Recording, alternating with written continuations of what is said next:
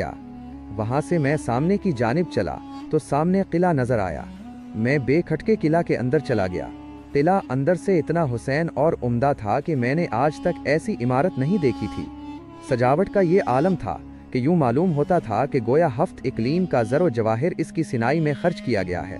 मैंने चारों तरफ देखा लेकिन मुझे कोई शख्स नजर न आया। थोड़ी दौड़ और आगे बढ़ा तो शानदार बारादरी नजर आई। उसमें 40 औरतें बैठी थीं जिनका नज़ीर शायद चश्मे आलम ने न देखा हो। मुझे देखकर वो खड़ी हो गईं और बहुत एजाज़ो इकराम से मुझे ले जाकर बिठाया और ख़ुद मेरे सामने दस्त बस्ता खड़ी रहें। मैं ये आलिम देखकर हैरान हो रहा था। उसके बाद वो सब मेरे करीब आकर बैठ गईं और मेरे हालात दरियाफ्त करती रहें और बातों बातों में रात हो गई। शाम का दस्तरख्वान बिछा। दस्तरख्वान पर बेशुमार नेमतें मौजूद थीं। मैंने खूब पेट भरकर खाना खाया। फिर नाच गाना होता रहा। आधी रात के करीब वो कहने लगीं कि अब आराम कीजिए और हम में से जिसको पसंद कीजिए वो आपके साथ चलेगी। मैं सोचने लगा कि मैं किसको मुंतखब करूं। एक से एक हुसैन औरत थी। मुझे खामोश देखकर उनमें से एक आगे बढ़ी और कहने लगी कि हम में हसद नहीं है, किसी को भी अपने साथ सुलाइए क्योंकि कल दूसरी की बारी होगी। मैंने उसका हाथ पकड़ लिया। वो मेरे साथ रवाना हो गई और बाकी दूसरे कमरों में चली गईं। सुबह को मैं बेदार हुआ तो वो सब औरतें मेरे पास सलाम करने आईं। मैं इन मामलात को देखकर बड़ा हैरान था कि आखिर ये क्या असरार है। बहरहाल दूसरा दिन भी ऐशो इशरत में बसर हुआ।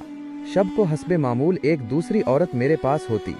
यूं ही जिंदगी गुजरती रही। मैं दुनिया व माफी हा को बिल्कुल भूल गया। यहाँ तक कि 1 साल गुजर गया। दूसरे साल का पहला दिन था। मैं सुबह बेदार हुआ तो बाहर से शोर और रोने की आवाजें आती हुई मालूम हुई। मैं बाहर आया तो वो सब औरतें रो रही थीं।